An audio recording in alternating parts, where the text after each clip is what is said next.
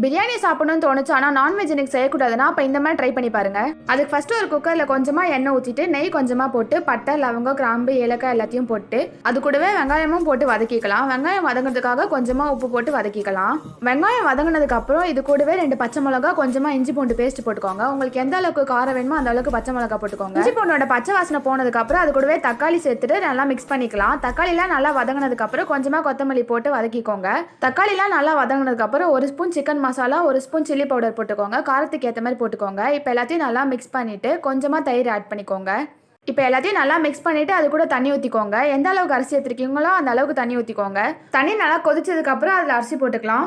இதை அப்படியே லைட்டாக மிக்ஸ் பண்ணிட்டு மேலே கொஞ்சமாக புதினா போட்டு வேக வச்சு எடுத்துக்கலாம். இந்த மாதிரி நல்லா வெந்ததுக்கு அப்புறம் அதில் அப்படியே மூடி போட்டு தம் வச்சிடலாம். காற்று போகாத அளவுக்கு ஒரு பிளேட் எடுத்துட்டு அதை மூடி வச்சுட்டு அதுக்கு மேலே வெயிட் வச்சுக்கலாம்.